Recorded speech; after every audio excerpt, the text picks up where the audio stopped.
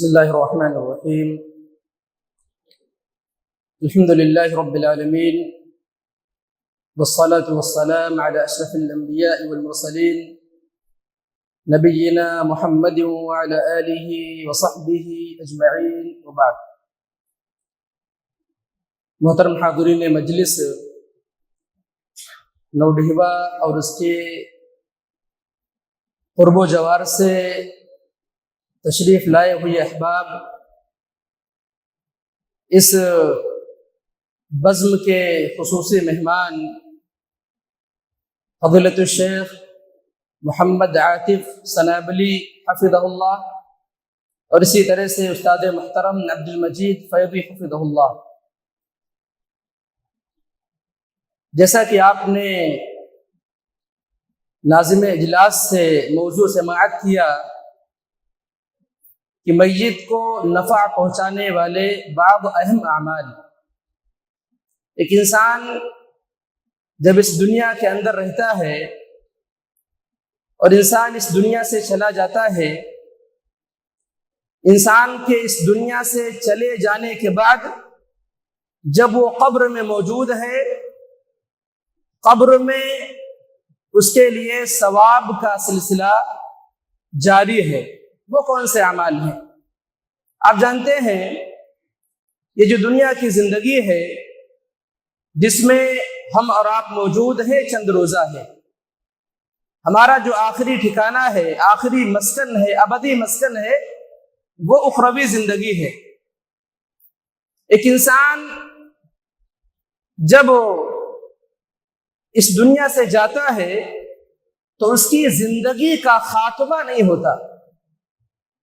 بعض لوگ سوچتے ہیں کہ دنیا میں پریشان ہیں، خودکشی کر لیں، مسائل کا حل ہو گیا. معاملہ ایسا نہیں ہے. ایک انسان جب اس دنیا سے جاتا ہے تو اس کی زندگی ختم نہیں ہوتی. دراصل موت ایک جہان سے دوسرے جہان کی طرف منتقلی کا اعلان ہے کہ ایک انسان دنیا کی زندگی سے نکل کر برزخ کی زندگی میں داخل ہو گیا ہے. دنیا کی زندگی انسان کی کتنی ہے؟ 60 سال، 70 سال. اللہ رب العالمین جس کو اس عمر تک پہنچائے، ورنہ بہت سارے ایسے ہیں جو 20 سال 30 سال ایسے قلیل مدت میں اس دنیا سے چلے جاتے ہیں. دنیا کی زندگی مختصر سی زندگی ہے. برزخ کی زندگی کئی ہزاروں سال ہے، آلاف السنین. اللہ رب العالمین کے علم میں ہے کہ انسان برزخ کی زندگی میں کتنا رہنے والا ہے. برزخ کی زندگی کے بعد جب حساب و کتاب کا مرحلہ ہوگا، بندے کو اللہ رب العالمین جنت یا جہنم کے اندر داخل کرے گا. برزخ کی زندگی کے بعد کی جو زندگی ہے، الی ما لا نہایت لہ، اس کی کوئی جو ہے حد نہیں ہے، ہمیشہ باقی رہنے والی زندگی ہے. ایک انسان جو نیک ہے، صالح ہے، متقی ہے، پرہیزگار ہے، وہ وفات پاتا ہے، اس کی روح علیین میں چلی جاتی ہے. انسان قبر میں داخل کیا جاتا ہے. قبر میں جو ہی داخل ہوتا ہے، اگر بندہ نیک ہے، صالح ہے، اللہ کے نبی صلی اللہ علیہ وسلم بیان فرماتے ہیں ہلکی سی تنگی کے بعد قبر کشادہ ہو جاتی ہے. ینفرج عنہ او کما قال صلی اللہ علیہ وسلم، قبر کشادہ ہو جاتی ہے. جنت سے ہوائیں اور جنت کی نعمتوں سے بندہ لطف اندوز ہوتا ہے. وہ انسان کبھی دوبارہ دنیا میں آنا نہیں چاہتا. اس کے برخلاف جو انسان فاسق و فاجر ہے، کافر ہے، جب اس کی وفات ہوتی ہے اس کی روح سجین میں جاتی ہے اور اس پر جو برزخ کی زندگی ہے وہ تنگ ہو جاتی ہے. برزخ کی زندگی میں اس کو عذاب سے دوچار کیا جاتا ہے، اور پھر آخرت میں جب اس کو اللہ تعالیٰ اٹھائے گا کفر کی صورت میں، حالت میں، اللہ تعالیٰ اسے جہنم کے اندر داخل کر دے گا جہاں وہ ہمیشہ ہمیشہ رہنے والا ہے. بعض ہمارے بھائی جن کے یہاں علم کی کمی ہوتی ہے، یہ گمان کرتے ہیں کہ عذاب قبر انہی کو ہوتا ہے جو قبر کے اندر داخل کیے جاتے ہیں. معاملہ ایسا نہیں ہے. انسان دنیا سے چلے گیا، وہ قبر کے اندر داخل کیا جائے یا نہ کیا جائے، اسے جلا دیا جائے، وہ ڈوب جائے، کہیں اور چلے جائے جہاں پر اس کی لاش نہ مل سکے، ایک انسان جس کی زندگی کا اختتام ہو گیا، اب زندگی میں وہ کیسا رہا ہے اس کے اعتبار سے اس کی برزخی زندگی شروع ہو جاتی ہے۔ ہم یہ دیکھیں کہ ایک انسان قبر کے اندر داخل کیا جاتا ہے اور بعد میں اس کی ہڈیاں ملتی ہیں، تو کہیں ہم یہ نہ سوچیں کہ اب تو ہڈی بوسیدہ ہو گئی ہے، معاملہ ختم ہو گیا۔ معاملہ ایسا نہیں ہے، یہی تو غیب ہے۔ اللہ کے نبی صلی اللہ علیہ وسلم نے ہمیں برزخ کے حالات سے باخبر کیا ہے۔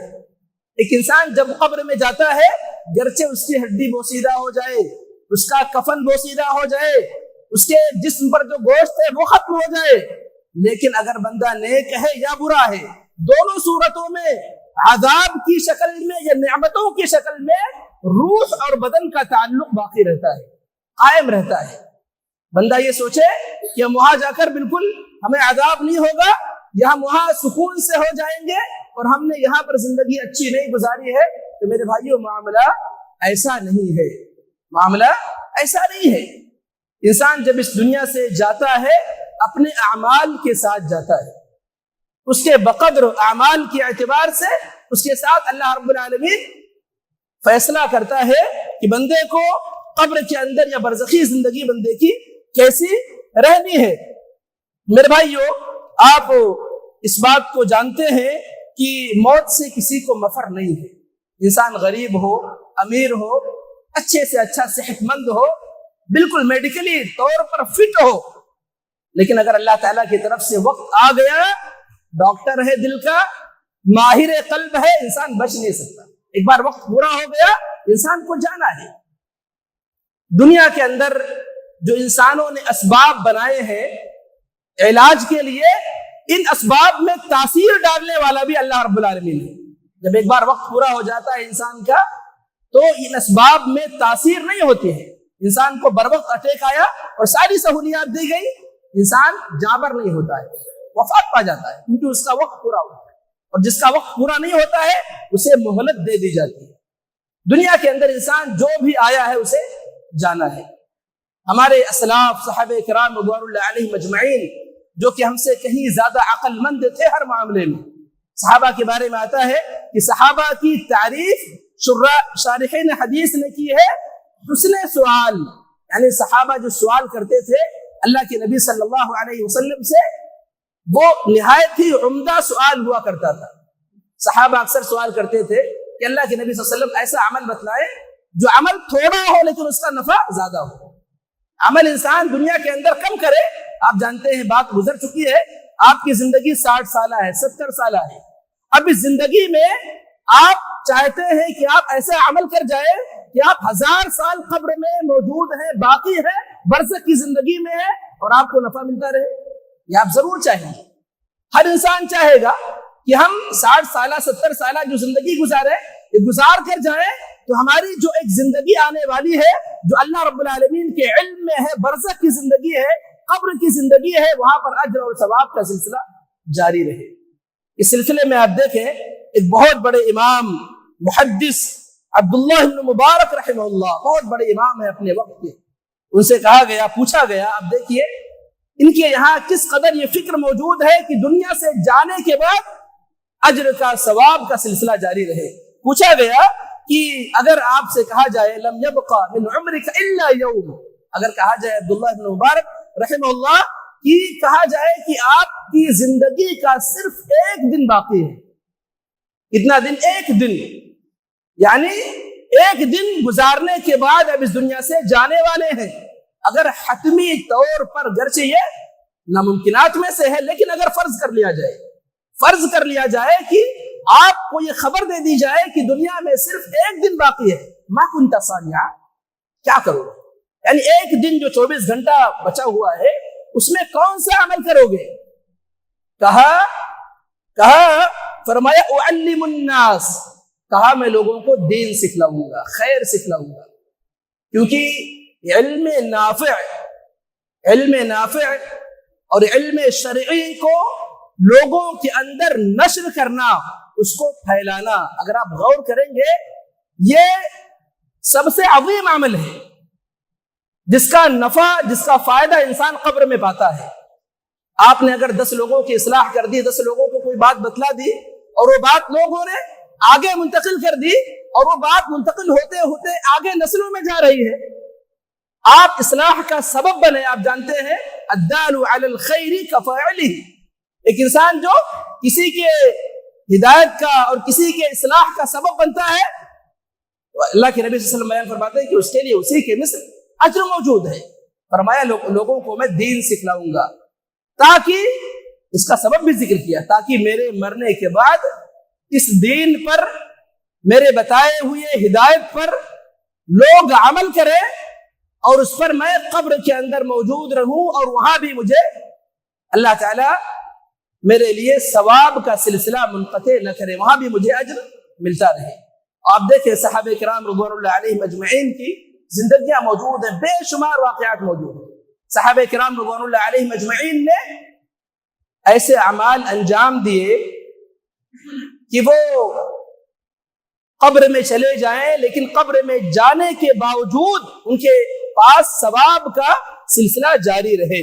آپ دیکھیں حضرت عثمان ابن عفان رضی اللہ تعالی عنہ، جب مسلمانوں کو مدینے کے اندر پانی کا مسئلہ درپیش ہوا، میٹھا پانی نہیں مل رہا تھا، اللہ کے نبی صلی اللہ علیہ وسلم بیان فرماتا ہے کون ہے جو مسلمانوں کے لیے کنواں کھودے، یا جو وہاں پر ایک مشہور کنواں تھا اس کنویں کو لے لے، فلہ الجنہ، آپ نے کہا اس کے لیے جنت ہے.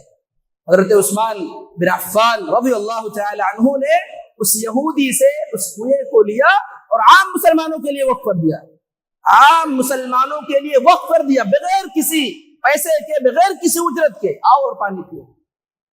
کہ جب تک لوگ اس کنویں سے پانی پیتے رہیں گے اور عثمان غنی کو اس کا اجر ملتا رہے گا.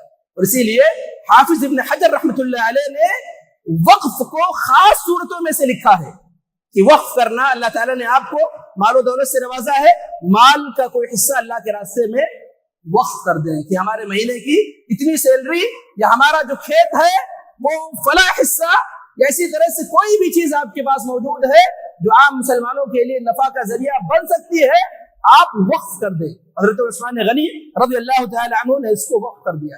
اسی طرح سے ابو طلحہ الانصاری رضی اللہ تعالی عنہ کا واقعہ آپ دیکھیں. اللہ کے نبی صلی اللہ علیہ وسلم کے پاس آتے ہیں اور ذکر کرتے ہیں آیت کریمہ لن تنالوا البر حتى تنفقوا مما تحبون. اللہ کہتا ہے کہ جب تک جس چیز کو تم سب سے زیادہ پسند کرتے ہیں اس کو اللہ کے راستے میں خرچ نہ کرو، تم نیکی نہیں پا سکتے. کہا کہ جو بیروحہ نامی باغ ہے وہ آج سے میں نے اللہ سبحانہ وتعالی کے راستے میں دے دیا. یہ باغ جب تک پھل دیتا رہے گا، عام مسلمانوں کو فائدہ دیتا رہے گا، کسی بھی شکل و صورت میں ابو طلحہ رضی اللہ تعالی عنہ کو اس کا ثواب ملتا رہے. حضرت عمر بن خطاب رضی اللہ تعالی عنہ کا واقعہ آپ دیکھیں. عمر بن خطاب رضی اللہ تعالی عنہ کو جب خیبر میں زمین ملتی ہے، خیبر میں زمین ملی، اللہ کے نبی صلی اللہ تعالی علیہ وسلم کے پاس آتے ہیں، مشورہ کرتے ہیں کہ خیبر کی جو زمین ہے، روایتوں کے الفاظ ہیں انفس عندی، اللہ کے نبی سب سے زیادہ نفیس مال ہے، محبوب ترین ہے. اللہ کے نبی صلی اللہ علیہ وسلم مجھے مشورہ دیجئے اس زمین کے بارے میں کیا کروں. اللہ کے نبی صلی اللہ علیہ وسلم مشورہ دیتے ہیں آپ صدقہ کر دو، اس زمین کو صدقہ کر دو. حضرت عمر بن خطاب رضی اللہ تعالی عنہ کہتے ہیں یہ جو زمین میرے حصے کی ہے، اسے نہ ہبا کیا جائے، نہ اسے وراثت میں تقسیم کیا جائے، ولا یباع، اور نہ اسے بیچا جائے. حضرت عمر رضی اللہ تعالی عنہ نے فوراً اللہ کے نبی صلی اللہ علیہ وسلم کی نصیحت پر عمل کیا. حضرت خالد بن ولید رضی اللہ تعالی عنہ مشہور جنرل صحابہ میں سے ہیں.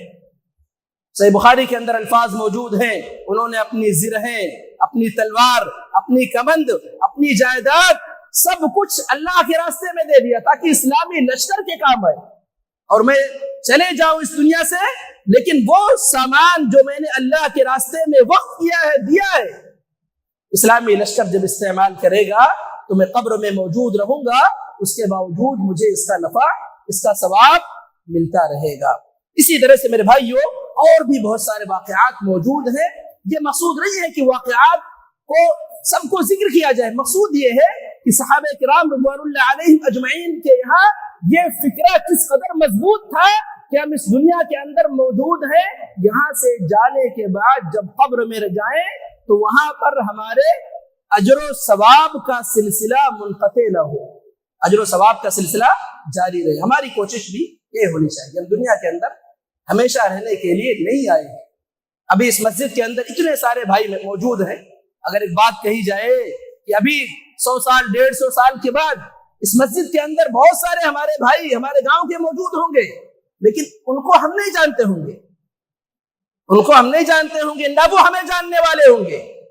دنیا کے اندر ہم آئے ہیں 50 60 سالہ 70 سالہ، اللہ تعالیٰ جو زندگی ہمیں دیتا ہے اس میں ہماری کوشش یہ ہونی چاہیے کہ صحابہ کرام اور اسلاف کے طریقے پر چلتے ہوئے اس دنیا کے اندر کوئی ایسا کام کر جائیں کہ ہماری برزخ کی زندگی، آخرت کی زندگی سدھر جائے۔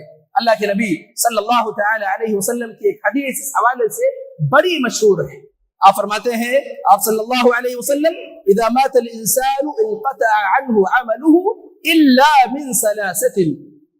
آپ فرماتے ہیں کہ ایک انسان جب اس دنیا سے وفات پا جاتا ہے، انسان کے جسم سے جب روح نکل جاتی ہے تو اس کے عمل کا سلسلہ منقطع ہو جاتا ہے۔ دنیا کے اندر وہ جو اچھے کام کرتا تھا، اعمال صالحہ کرتا تھا، نماز پڑھتا تھا، روزے رکھتا تھا، صدقات و خیرات کرتا تھا، کیونکہ جسم ساکت پڑ گیا ہے تو عمل کا سلسلہ رک گیا، منقطع ہو گیا۔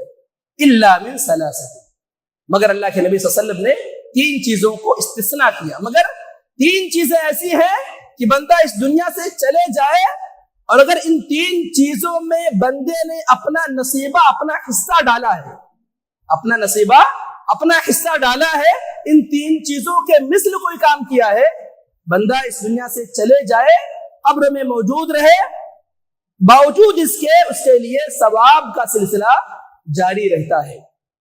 اللہ کے نبی صلی اللہ علیہ وسلم نے 3 چیزیں الا من ثلاثہ کہی، لیکن اس کے اندر صرف 3 چیزیں نہیں ہیں، اور بہت ساری چیزیں ان 3 چیزوں کے اندر داخل ہیں۔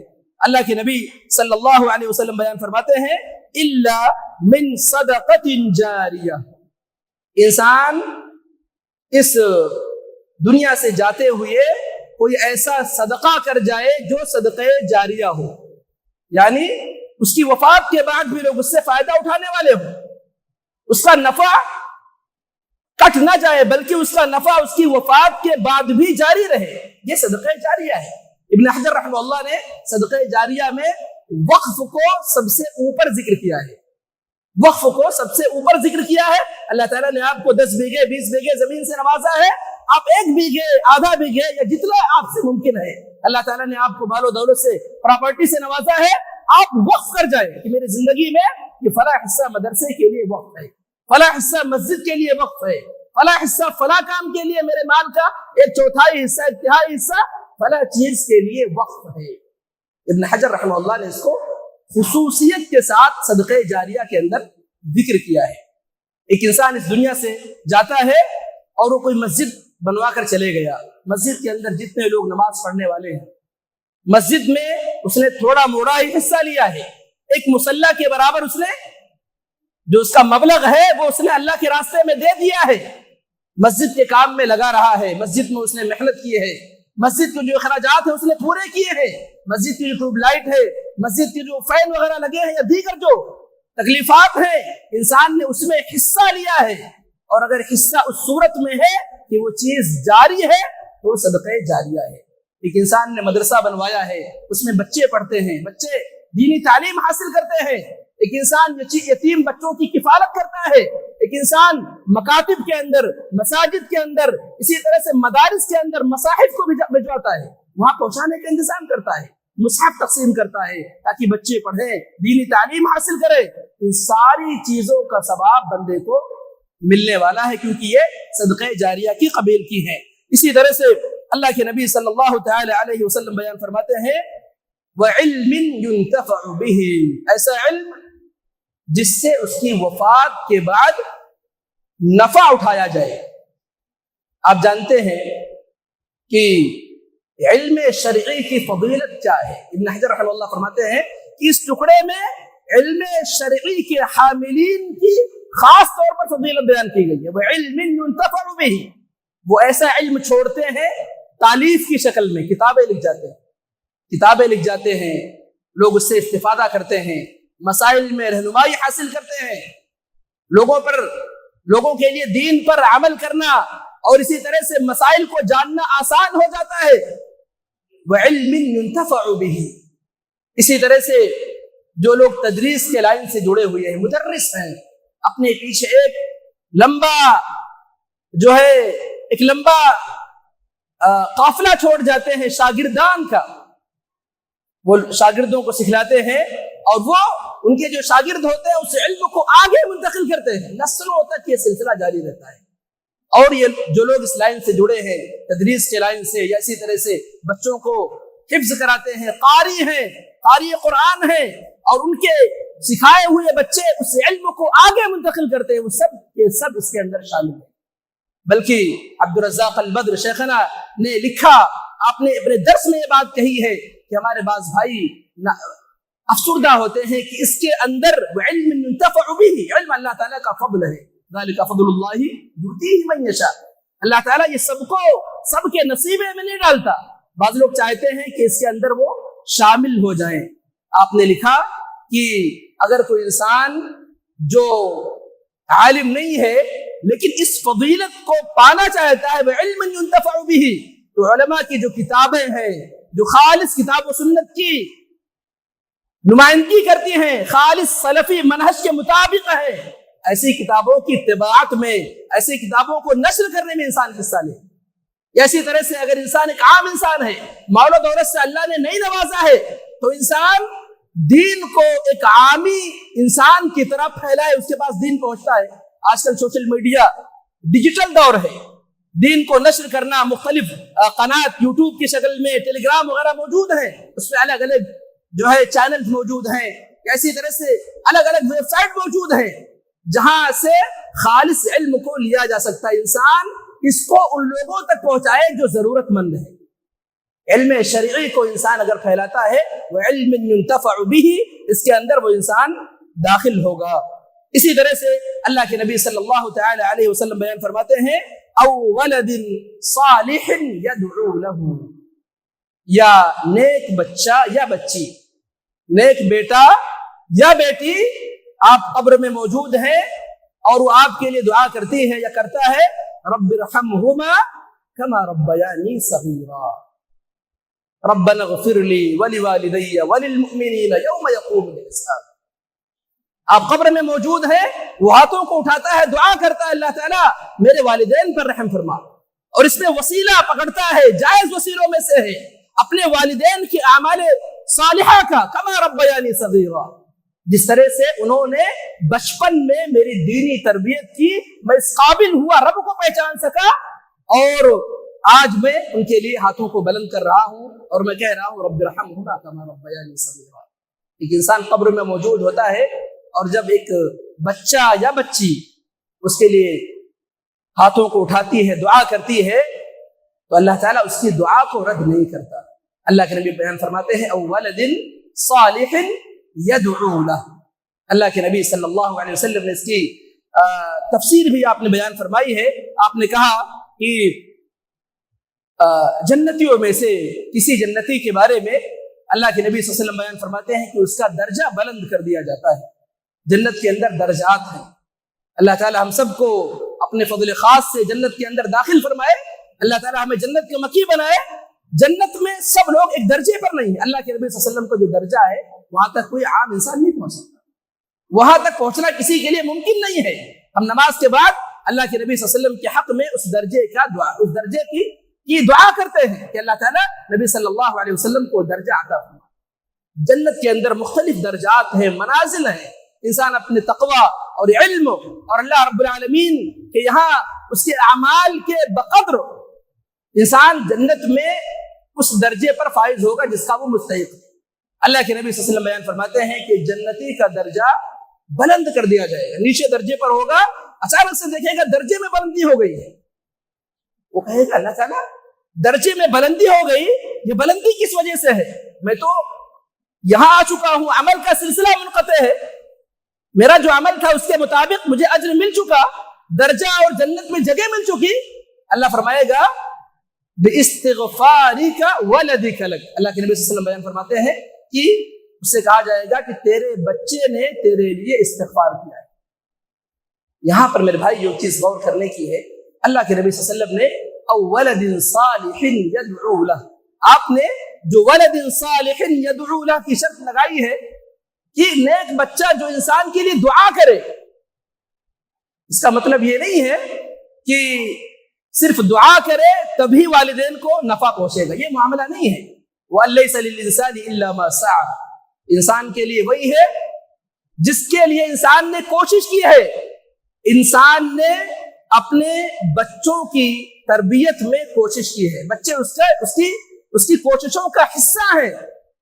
بچے جو بھی نیک کام کرتے ہیں، آپ کا بچہ موجود ہے، آپ دنیا سے جا چکے ہیں، آپ نے اس کو دین سکھلایا ہے، آپ نے اس کو شریعت سکھلائی ہے، وہ بچہ جو بھی نیک کام کرتا ہے اس نیک کام میں والدین کا حصہ ہوتا ہے، والدین اس میں اجر پاتے ہیں۔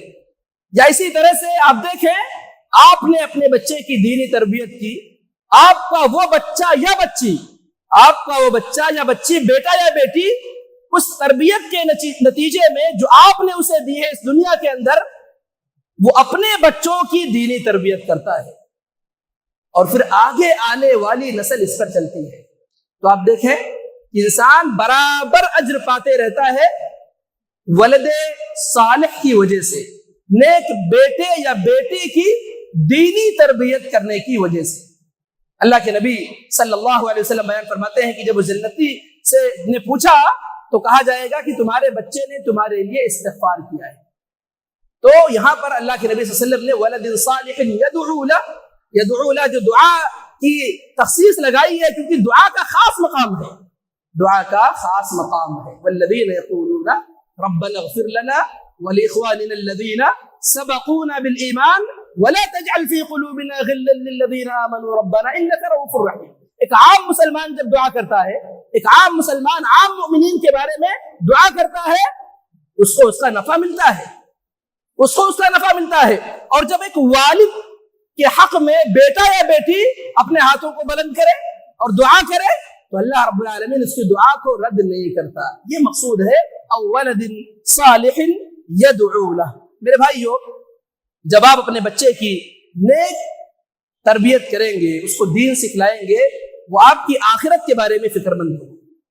آپ جو ہے بچے کو دین نہ سکھلائیں، انجینئر بنا دیں، ڈاکٹر بنا دیں، اور سوچیں کہ آپ کامیاب ہو گئے اور بچہ بیراہ روی پر دین بیزاری کے راستے پر چل پڑا، اللہ تعالیٰ آپ سے بھی سوال کرنے والا ہے اور اس بچے سے بھی بات پرس کرنے والا ہے۔ آپ بھی ناکام ہے، بچہ بھی ناکام ہے، آپ بھی ناکام ہے، بچہ بھی ناکام ہے، کیونکہ اس کی وجہ سے آپ نے اس کی آخرت آپ نے خراب کر دی، اس کو آپ نے دین سے منسلک نہیں کیا، دین نہیں سکھلایا۔ بچہ جب دیندار نہیں ہوگا آپ کی آخرت کے بارے میں فکر نہیں کرے گا، اور بچہ جب آپ کا دیندار ہوگا، آپ کی بیٹی دیندار ہوگی، آپ کی آخرت کے بارے میں فکر کرے گی کہ میرے والد کا سلسلہ اس دنیا سے منقطع ہو چکا ہے، اب کیوں نہ ایسے اعمال کیے جائے میرے والد کو فائدہ پہنچے۔ اور اس کی نظیر، اس کی مثالیں موجود ہیں۔ اللہ کے نبی صلی اللہ علیہ وسلم کے دور میں ایک عورت کا انتقال ہوا، ایک عورت کا انتقال ہوتا ہے، بعض روایتوں میں ایک لڑکی آتی ہے اور بعض روایتوں کے الفاظ ایک لڑکا آتا ہے۔ کہتا ہے اللہ کے نبی صلی اللہ علیہ وسلم، اگر میری والدہ یا والد کچھ اگر بولنے کی مہلت پاتے ہیں ضرور وصیت کرتے، اگر میں اس کی طرف سے صدقہ کروں کیا اس کو فائدہ پہنچے گا؟ اللہ کے نبی صلی اللہ علیہ وسلم فرماتے ہیں نعم، تم اگر اس کی طرف سے صدقہ کرو گے اس کو فائدہ ملنے والا ہے۔ یہ کس صورت میں ہوگا؟ جب ہم اپنے بچوں کو دین سکھلائیں گے، دین کی اہمیت سکھلائیں گے کہ ہم جو یہاں پر آئے ہیں ہمارا ایک خاص مقصد ہے، اللہ تعالیٰ نے ہمیں جو بھیجا ہے صرف یہ مقصد یہ ہے کہ ہم اللہ تعالیٰ کی توحید کو سمجھیں، اس کی بندگی کریں، اللہ رب العالمین کو راضی کرنے کی کوشش کریں، آخرت میں ہمارے لیے ابدی ٹھکانہ جنت کی شکل میں موجود ہے۔ ایک صحابی آتے ہیں اللہ کے نبی صلی اللہ علیہ وسلم سے، سوال کرتے ہیں والد کا انتقال ہو گیا ہے، اللہ کے نبی صلی اللہ علیہ وسلم اگر میں کچھ صدقہ کروں ثواب ملے گا؟ فرماتے ہیں اللہ کے نبی صلی اللہ علیہ وسلم ثواب ملنے والا ہے۔ اللہ کے نبی صلی اللہ علیہ وسلم سے پوچھتے ہیں اے نبی صلی اللہ علیہ وسلم سب سے اچھا صدقہ کیا ہے؟ کہا کہ سقی الماء، پانی پلانا۔ اس صحابی نے اپنے والد کی طرف سے، والدین کی طرف سے مدینے کے اندر 2 نہریں جاری کروا دی تاکہ میرے والدین اس دنیا سے جا چکے ہیں لیکن ثواب کا سلسلہ باقی رہے۔ یہ بچے اس وقت فکر کریں گے جب آپ انہیں دین سے آراستہ و پیراستہ کریں گے۔ میرے بھائیو، دو باتیں تین باتیں اور میں کہہ کے اپنی بات کو ختم کروں گا۔ اس حوالے سے پہلی بات یہ ہے، آپ جانتے ہیں اس روایت کے حوالے سے جو علماء نے شارحین نے لکھی ہے، آپ جانتے ہیں کہ کوئی بھی عمل ہو اس میں نیت اصل ہے، اس میں نیت اصل ہے، نیت کے بغیر بڑے سے بڑا عمل صفر ہے، اور نیت اگر اچھی ہے چھوٹے سے چھوٹا عمل اعلیٰ درجے کا ہے۔ آپ جب یہ کوشش کریں کہ اس دنیا سے جانے کے بعد کوئی عمل کا سلسلہ آپ جاری کریں، ان تینوں اعمال میں سے یا اس کے علاوہ جو اعمال ہیں جو صدقہ جاریہ کے قبیل سے ہیں، آپ اس میں اپنی نیت کو خالص کریں، اپنی نیتوں کو خالص کریں۔ ما عالجت شيئا اشد علي من نیتی لانها تتقلب علی۔ سفیان الثوری رحمہ اللہ فرماتے ہیں کہ مجھے نیت کو درست کرنے میں، ٹھیک کرنے میں جتنی پریشانی ہوئی دیگر چیزوں کو نہیں ہوئی۔ جب پلٹتی رہتی ہے شیطان وسوسہ ڈال دیتا ہے، شیطان وسوسوں کے ذریعے سے مثالیں آپ جانتے ہیں دنیا کے اندر، آپ دیکھتے ہوں گے، خود کا مشاہدہ کرتے ہوں گے، ایک چیز آپ کرتے ہیں خالص اللہ سبحانہ وتعالیٰ کی رضا کے لیے، بعد میں 10 لوگ اس پر تعریف کر دیں، آپ کو اور اچھا لگنے لگتا ہے۔ وہی کام آپ دوبارہ کریں، لوگ تعریف نہ کریں، یہ فطرت ہے، انسان اس کو برا ماننے لگتا ہے، اس کو کچلنا ہے۔ یہ جو نفس میں جو کمی آتی ہے، نیت میں جو کمی آتی ہے، اس کو کچلنا ہے، دبانا ہے۔ جو بھی اعمال آپ کرنے والے ہیں اس قبیل سے کہ ہماری وفات کے بعد وہ آپ کو فائدہ دے، تو اس میں آپ اپنی نیت کو خالص کریں۔ اسی طرح سے دوسری بات یہ ہے کہ اللہ کے نبی صلی اللہ علیہ وسلم نے یہ جو 3 چیزیں بتلائی ہیں، الا من ثلاثۃ، امام نووی رحمہ اللہ فرماتے ہیں کہ اس میں علم شرعی، علم کو حاصل کرنا، اس کو پھیلانا، علم حاصل کرنے کی، میرے بھائیوں یہ نہیں ہے کہ ہم بوڑھے ہو گئے تو اب علم حاصل نہیں کر سکتے۔ آپ دیکھیں کتنے صحابہ ہیں جو بڑی عمر میں اسلام لائے اور انہوں نے اللہ کے نبی صلی اللہ علیہ وسلم کی صحبت میں رہ کر دین کو سیکھا، قرآن کو پڑھا، علم حاصل کیا، علم کو حاصل کریں۔ آپ فرماتے ہیں امام نووی رحمہ اللہ کہ اس میں تینوں عمل میں علم شرعی مقدم ہے۔ کیوں مقدم ہے؟ آپ فرماتے ہیں کہ علم شرعی جب بندہ حاصل کرے گا تبھی وہ جان سکے گا کہ صدقہ جاریہ کی فضیلت کیا ہے، اس کا طریقہ کیا ہے۔ علم شرعی کی روشنی میں انسان اپنے بچے کی درست دینی تربیت کر سکے گا۔ جو لوگ عام طور پر دیکھا جاتا ہے جن کے یہاں علم نہیں ہوتا ہے، وہ اپنے بچوں کی صحیح معنوں میں درست دینی تربیت نہیں کر سکتے۔ تو اس لیے امام نووی رحمہ اللہ نے علم شرعی کے معاملے کو اس میں مقدم کیا ہے۔ اسی طرح سے ایک آخری بات اس حوالے سے یہ کرنی ہے کہ آپ اس میں دیکھیں کہ الا من ثلاثۃ، اس روایت پر غور کریں کہ اللہ رب العالمین کی رحمت ہم پر کس قدر ہے، ہم پر کس قدر۔ اللہ تعالیٰ چاہتا ہے کہ ہم اس دنیا کے سے چلے جائیں، اس کے بعد بھی ثواب کا سلسلہ جاری رہے۔ اللہ تعالیٰ نے ایسے اعمال کو ہمارے لیے مشروع قرار دیا ہے، لیکن ایسا بھی نہیں ہونا چاہیے کہ ہم اپنی طرف سے غلط قسم کی چیزوں کو رائج کر لیں۔ جیسا کہ ہمارے بعض نادان بھائیوں کے یہاں چیز پائی جاتی ہے کہ انسان وفات پا گیا، اس کے 3 دن کھانا کھلا دیا، 10ویں دن کھانا کھلا دیا، اسی طرح سے 40ویں دن کھانا کھلا دیا، 1 سال گزرا برسی پہ کھانا کھلا دیا، اور عقیدہ یہ رکھتے ہیں کہ ہم نے اپنے میت کو، مردے کو بخشوا دیا۔ صحابی رسول عبداللہ ابن جریر بن عبداللہ البجلی رضی اللہ تعالی عنہ فرماتے ہیں، مسند احمد کی حسن درجے کی روایت ہے، آپ فرماتے ہیں یہ ساری چیزیں نوحہ کے قبیل کی ہے۔ میت کے گھر والے سب کے لیے کھانا بنوائے، ڈشیں بنوائے اور سب کو کھانا کھلائے، یہ ساری چیزیں، اسی طرح سے علماء نے اس کو بدعت کہا ہے۔ اسی طرح سے ہمارے بعض بھائی کیا کرتے ہیں، قرآن خوانی کا اہتمام کرتے ہیں۔ میرے بھائیوں، قرآن اللہ رب العالمین کی عظیم ترین کتاب ہے، مقدس ترین کتاب ہے، لیکن قرآن پر ثواب کب ہے؟ جب انسان اس کو خود پڑھے، ایک حرف پر 10 نیکی۔ اگر انسان پڑھ نہیں پاتا ہے، مشکل ہوتی ہے، فلہ اجران، 2 گنا اجر ہے۔ لیکن یہ کیا بات ہوئی کہ ایک انسان اس دنیا سے چلے جائے اور اس کے بعد اس کے گھر پر چند لوگوں کو بلایا جائے، قرآن مقدس کی توہین کی جائے، اس کو جلدی جلدی کیسے بھی کر کے ختم کرنا ہے، ختم کیا جائے، اس کے حروف، مخارج، نطق کچھ ادا نہیں ہو رہے ہیں، اور انسان فاسق و فاجر تھا، دنیا کے اندر اس نے عیش و مسرت، بالکل دین بیزاری کی زندگی گزاری ہے، اور پھر کہا جائے کہ ہم نے اپنے مردے کو، اپنے میت کو بخشوا دیا۔